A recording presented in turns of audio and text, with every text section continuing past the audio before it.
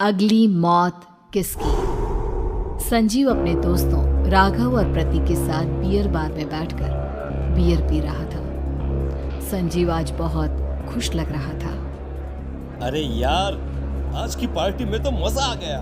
तुम दोनों दोस्तों के साथ तो मेरी जिंदगी इतनी अच्छी है कि क्या बताऊं कितनी अच्छी है। अरे भाई, अब दोस्ती की है तो जीना मरना सब साथ में। हाँ अरे यार सुनो, जल्दी से एक बियर और ऑर्डर करते हैं ना, एक आखिरी, और उसके बाद ये जश्न यहीं खत्म हो जाएगा।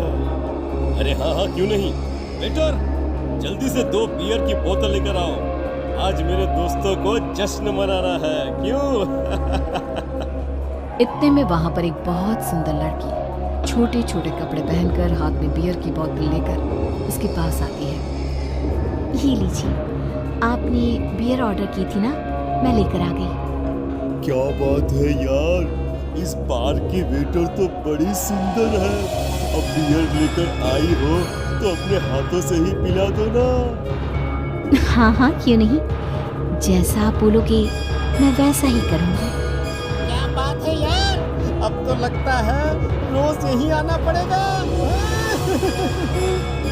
उसके बाद वो लड़की उन तीनों को बियर सर्व कर देती है। पार्टी करने के बाद वो तीनों अपने अपने घर जाते हैं। प्रतीक, संजीव और राघव को उनके घर छोड़कर जैसे ही अकेला अपनी कार में आकर बैठता है तो अचानक उसे एहसास होता है जैसे उसकी कार की पीछे वाली सीट पर कोई बैठा हुआ है। वो तुरंत पीछे मुड़कर देखता है। तुम यहाँ क्या कर रही हो? और तुम मेरी कार में कब आई? अरे तुम तो बार में वेटर थी ना। बस ऐसे ही मेरा दिल कर रहा था आपके साथ आपके घर चलने का, इसलिए मैं आपके साथ चली आई। अरे लेकिन तुम मेरी कार में आई कब? अभी कुछ देर पहले तो यहाँ पर मेरे दोस्त बैठे हुए थे। प्रतीक के इतना बोलते ही उस लड़के का चेहरा खतरनाक तरीके से पता चलता है। उसकी आंखें पत्थर की तरह से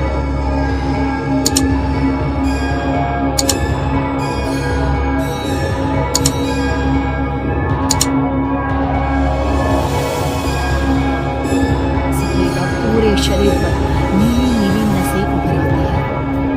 गाड़ी चलाओ, पूरी स्पीड में चलाओ, और अगर तुमने गाड़ी रोकने की कोशिश भी की तो मुझसे कोई नहीं होगा। डर की वजह से प्रतीक के पसीने छूटने लगते हैं। उसका शरीर बुरी तरह से कांप रहा था। प्रतीक बिना कुछ सोचे समझे कार को फुल स्पीड से चलाना शुरू करता है। चलते चलते वो शहर से दूर एक पहाड़ी पर पहुंच जाता है और सामने अब सिर्फ पहाड़ी का किनारा दिख रहा है, जिसे देख प्रतीक घबरा कर अचानक से कार को ब्रेक लगाता है। देखो देखो देखो देखो, मुझे छोड़ दो मुझे। अगर मैंने गाड़ी जरा से भी आगे बढ़ाई तो हम दोनों नीचे गिरकर मर जाएंगे। ये तो तुम्हें पहले सोचना चाहिए था ना। अब कुछ नहीं हो सकता।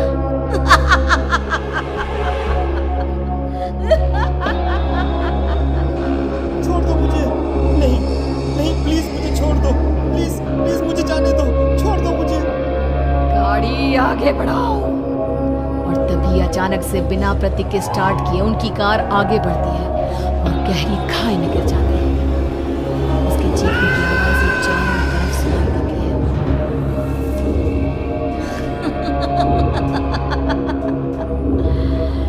तुझे मारकर मेरे कलेजे में जल रही आग शांति दूंगा, लेकिन अभी ये कहानी खत्म नहीं हुई।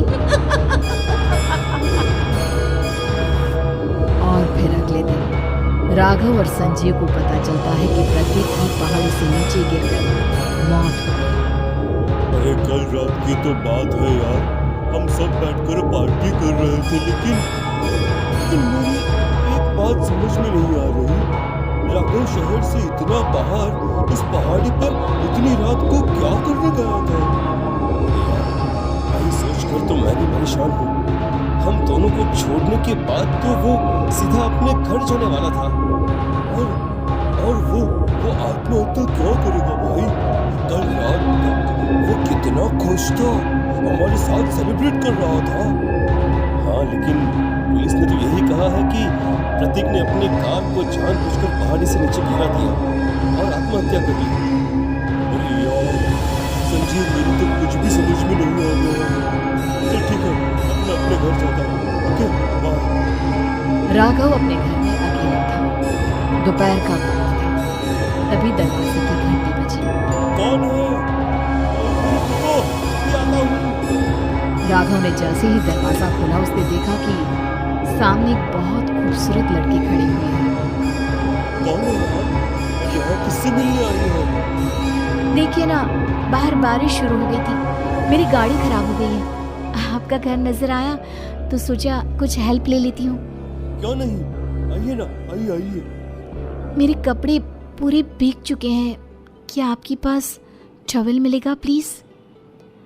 राघव अपने बाथरूम से एक टॉवल लाकर उस लड़की को देता है।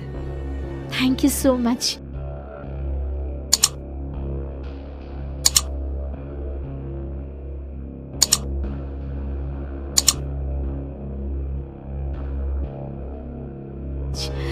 अब मैं चलती हूँ।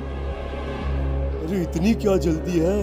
आप चाहे तो बारिश रुकने तक यहाँ पर रुक सकती हैं। हाँ। लड़की ने पलटकर राघव की तरफ देखा। नहीं, मुझे जाना होगा, मेरा काम बाकी है। और वो वहां से चली गई। उस लड़की के जाने के बाद राघव अपने बाथरूम में नहाने के लिए गया और जैसे ही उसने बाथरूम में देखा तो उसका टॉवल वहीं पर लटका हुआ था। उसने टॉवल हाथ में लिया तो देखा कि उसका पूरा टॉवल खून के धब्बों से सना हुआ है। अरे अरे ये क्या? ये टॉवल तो मैंने उस लड़की को दे दिया था। ये वापस मेरे बाथरूम में कैसे आ गया?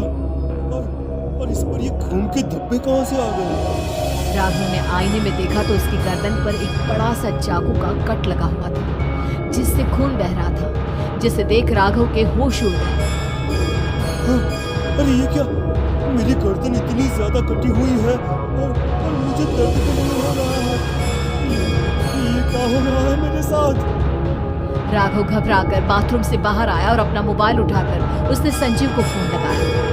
संजीव जल्दी से मेरे पास आ जाओ। मुझे लगता है कुछ बहुत बड़ी गड़बड़ है, जल्दी आ जाओ।